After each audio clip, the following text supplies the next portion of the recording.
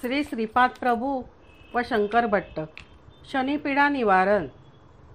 नमस्कार मंडळी, कसे आहात आपण?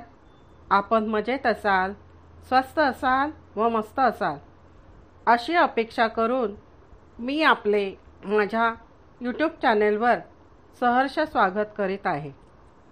श्रोते हो, मी आपणास आत्तापर्यंत श्री स्वामी समर्थ, श्री श्रीपाद प्रभू, श्री गजानन महाराज यांच्या अनेक कथा सांगितल्या व सांगत आहे. तुम्ही दिलेल्या प्रतिसादामुळे मलाही नवीन नवीन कथा तुम्हाला सांगाव्याशा वाटतात. त्याबद्दल तुमचे मी मनापासून धन्यवाद करीत आहे. श्री श्रीपाद प्रभू व स्वामी समर्थ, श्री गजानन महाराज, शिर्डीचे श्री साईबाबा हे सर्व अवतारी पुरुष आहेत. सर्व जणांचा व भक्तांचा उद्धार करण्यासाठी परमेश्वराने मानव कल्याणासाठी या पृथ्वीवर त्यांना पाठविलेले आहे. त्यांच्या कथा ऐकल्यामुळे आपल्यामध्ये भक्तीची व त्यांच्याप्रती असणाऱ्या प्रेमाची व नामस्मरणाची ओढ व गोडी निर्माण होते. असो श्रोते हो, आज मी तुम्हाला श्री श्रीपाद प्रभू व शंकर भट्ट यांची कथा सांगणार आहे. चला तर मग आपण श्रोते हो कथा जाणून घेऊयात. शंकर भट्ट जेव्हा श्रीपादांच्या दर्शनासाठी वाट चालू लागले तेव्हा वाटेत बालाजीच्या दर्शनासाठी तिरुपतीमध्ये गेले. बालाजींचे दर्शन घेऊन सर्व विधी आटोपल्यानंतर तिरुपती देवालयाच्या आवारात श्री शंकर भट्ट ध्यानस्थ बसले होते. त्या काळी लोकवस्ती कमी असल्याने आवारात लोकांची गर्दी फारच कमी असे. त्यामुळे तेथील वातावरण शांत असे. ध्यानामध्ये असताना त्यांच्या ध्यानात श्री व्यंकटेश्वराची मूर्ती आली. नंतर वेगवेगळ्या रूपामध्ये, म्हणजेच प्रथम श्री रूपामध्ये, नंतर बाल त्रिपुर सुंदरी या रूपातील मूर्ती आली. थोड्याच वेळात परमेश्वराच्या रूपात बदलली. त्यानंतर तीच मूर्ती महाविष्णूंच्या रूपात प्रकटली व त्यानंतर काही वेळातच 14 वर्षांचे वय असलेल्या अतिसुंदर काया धारण केलेल्या बालयतीच्या रूपात प्रकटली. त्या बालयतीची दृष्टी अतिसुंदर अमृतमय असल्याचे जाणवले.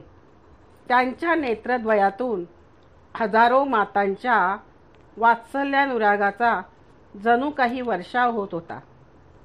पाहत असतानाच एक काळ्या रंगाचा कुरूप माणूस त्यांच्या ध्यानात आला. तो श्री श्रीपाद प्रभूंना म्हणाला की मी शनिदेव आहे. शंकर भटाच्या कुंडलीतील योगाप्रमाणे त्याला आजपासून 7.5ची पीडा करण्यास मी सुरुवात करणार आहे. तरी मी काय करू? आपण मला सांगाल तर त्यानुसार मी माझे कार्य करीन. त्यावर यती म्हणाले, तू तुझ्या धर्मानुसार जे कार्य करायचे ते कर. मी मात्र माझ्या आश्रयाला आलेल्या भक्ताचे योग्य प्रकारे रक्षण करील व ते माझे परम कर्तव्यच आहे. शनेश्वर महाराज व श्रीपाद स्वामीनंतर शंकर भटाच्या ध्यानातून अंतर्धान पावले.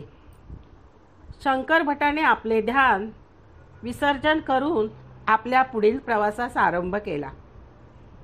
देवस्थान परिसरातून बाहेर पडल्यानंतर त्याच्या मनाची अवस्था फारच विचित्र होऊ लागली. रस्त्यावरून जाताना त्याची स्थिती एकदम केविलवाणी झाली. विचाराच्या तंद्रीत आपण कोठे जात आहोत, कसे जात आहोत हे त्याला समजेनासे झाले. त्याला रस्त्याने धडपणे चालताही येईना. इतक्यात एक नावी समोरून आला आणि शंकर भटाला थांबून म्हणाला, अरे सुबैया, तू इकडे काय करीत आहेस? इतके दिवस तू कोठे होतास? तुला घर सोडून 20 वर्ष झाली आणि तुझी बायको व आई वडील घरी वाट पाहत आहेत. बायको तर डोळ्यात प्राण आणून तुझी वाट बघते आहे. असे म्हणत त्या नाव्याने शंकर भटाचा हात पकडून त्याला घरी घेऊन जाऊ लागला.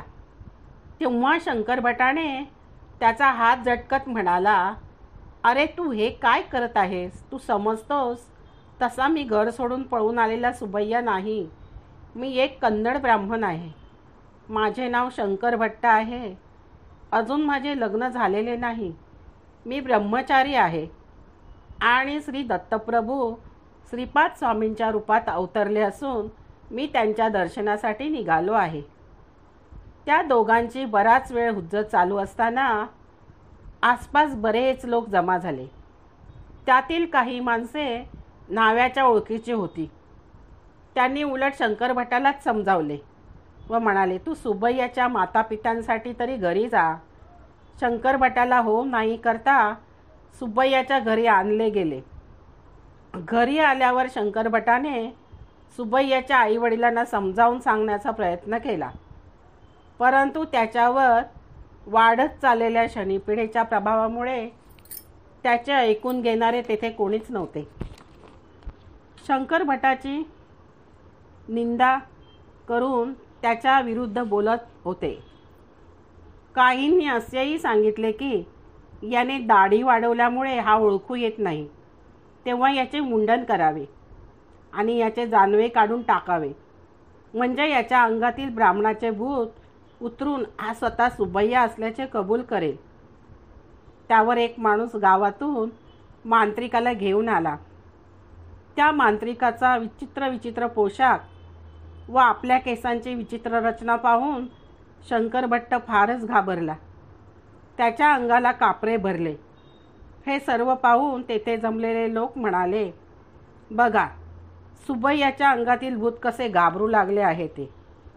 आता मांत्रिकाने शंकर भटाला एका खांबाला बांधून मुंडन केलेल्या डोक्यावर चाकूने जखमा केल्या व मंत्र म्हणत त्यावर लिंबाचा रस व विविध प्रकारचे रस ओतले. त्यामुळे शंकर भटाला असह्य त्रास होऊ लागला. त्यानंतर हातात झाडूच्या पिसाप्रमाणे पानांचा जुडा करून जुड्याने शंकर भटाला मार देण्यास त्या मांत्रिकाने सुरुवात केली. हे सर्व घडत असताना मात्र शंकर भट श्रीपादांचे नामस्मरण करीतच होता. लोकांना समजावून सांगत होता, अहो मी कर्नाटकी ब्राह्मण आहे, म्हणून कृपया माझ्यावर विश्वास ठेवा. शंकर भटावर 7.5चा त्रास व प्रभाव दिवसेंदिवस वाढतच गेला. मांत्रिक पैशाचा लोभी असल्याने शंकर भटावर वेगवेगळे मंत्रप्रयोग करताना बकऱ्याचा बळी व विविध देवतांची पूजा असे बहाणे करून पैशाची मागणी सुबैयाच्या आईवडिलांकडून करीतच होता. सुबैयाचे भूत ब्राह्मणाचे असल्याने मांत्रिक स्वतःला कोंबडी मांस मटण व सुबैयासाठी म्हणजे शंकर भटासाठी ब्राह्मणासाठी शाकाहारी भोजन मागू लागला. मांत्रिकाला मात्र स्वतःचे जेवण विषासारखे वाटू लागले. मांत्रिकाचा मार खाऊन शंकर भट्ट काकुळतीला येऊन श्री वल्लभा शरण अशा हाका मारून रडू लागला. त्याला वाटू लागले की दत्तभक्ताला एवढी मोठी शिक्षा का भोगावी लागत आहे. हे विचार येत असतानाच मांत्रिक शंकर भटावर चापकाचे आसूड ओढताना शंकर भटाला त्याच्या वेदना काहीच जाणवत नव्हत्या. मांत्रिक जसजसा जोराने आसूड म्हणजे चाबूक मारू लागे तशा वेदना मांत्रिकालाच होत होत्या. त्यामुळे मांत्रिक गोंधळात पडला. 5व्या दिवशी मांत्रिकाच्या घरी विचित्र घटना घडली. अग्नीचे अस्तित्व नसताना सुद्धा त्याच्या डोळ्यासमोर त्याचे घर जळून खाक झाले. तेव्हा मांत्रिकाने सुबैयाच्या आईवडिलांना असे सांगितले की सुबैयाला पछाडणारे भूत मांत्रिकाचे आहे. वेताळाच्या प्रभावातील शक्तींना प्रसन्न करण्यासाठी वेगवेगळे विधी करावे लागतील. त्यासाठी अधिक धन लागेल. श्रीपाद प्रभूंच्या सतत नामस्मरणात मग्न राहिलेल्या शंकर भटाने सुबैयाच्या आईवडिलांना समजावून सांगितले की मी तुम्हाला आईबाबांप्रमाणे मानतो. तुम्हाला हा मांत्रिक पैशाच्या लोभाने लुबाडत आहे. वेगवेगळ्या विधींच्या नावाने तुमच्याकडून तो पैसे उकळत आहे. माझी तब्येत आता ठीक आहे. तुम्ही या मांत्रिकाच्या नादीला अजिबात लागू नका. परस्त्री मातेसमान असते, माझ्यावर येऊ घातलेल्या संकटापासून माझे रक्षण करा, अशी दिनवाणी प्रार्थना शंकर भटाने सुरू केली. आणि या पवित्र नात्याचा भाव मनात राखून शंकर भटाने सुबैयाच्या पत्नीला देखील योग्य प्रकारे समजावले. 8व्या दिवशी त्यांच्या वाड्यात भविष्य सांगणारा एक ज्योतिषी आला. त्याच्याजवळ ताडपत्री ग्रंथ होते. त्यात सांगितलेले भविष्य व घटना अचूक घडत असून त्याचे नाव रमलशास्त्र होते. त्या शास्त्राच्या आधारे त्या ज्योतिषाने शंकर भटाविषयी माहिती सर्वांना सांगितली. ती अशी की शंकर भट्ट हा कन्नड ब्राह्मण असून त्याच्या हातून पुढे श्रीपाद श्रीवल्लभांच्या चरित्राचे लेखन होणार आहे. ज्योतिषी पुढे म्हणाला, मागील जन्मी शंकर भट्ट ह्याचा एक मित्र कंदकूर शहराच्या मोगली चर्चा गावात राहत असे. तेथे श्री स्वयंभू दत्तात्रयाचे मंदिर होते. शंकर भट्ट व त्याचा भाऊ त्या दत्तात्रयांची पूजा करत. दत्त मंदिराच्या अंगणामध्ये शंकर भट्ट व त्याचा मित्र जुगार खेळत एके दिवशी त्यांनी एक विचित्र अट घालून जुगार खेळण्याचे ठरविले. त्यामध्ये त्याचा मित्र सुबैया जिंकण्यास खेळात हरलेली रक्कम मित्राला द्यावी व शंकर भट्ट जिंकला तर सुबैयाने त्याची पत्नी शंकर भटाला द्यावी. हा सर्व प्रकार दत्तप्रभूंच्या समोर घडत होता. जुगारामध्ये शंकर भट्ट जिंकला व सुबैयाने त्याची पत्नी शंकर भटाला देण्यास नकार दिला. यावर गावच्या पंचायतीच्या सुज्ञ लोकांनी वादाचा निवाडा दिला, तो असा की परस्त्रीचा मोह धरून वाईट मार्गाने प्राप्त करू इच्छिणाऱ्या शंकर भटाच्या डोक्यावर गरम तेल घालावे व आपल्या पत्नीस पणाला लावणाऱ्या सुबैयाला नपुंसक करून गावातून दोघांना बहिष्कृत करावे. पूर्वजन्मी शंकर भटाने थोडी दत्तसेवा केल्याने त्याचे काही पुण्य जमा झाले होते.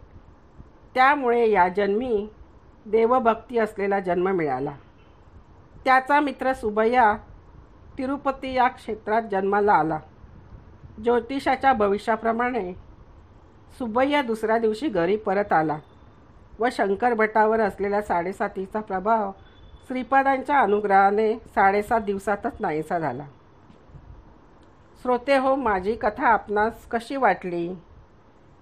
माझ्या कथेला लाईक व सबस्क्राईब करून कमेंटमध्ये जरूर सांगा.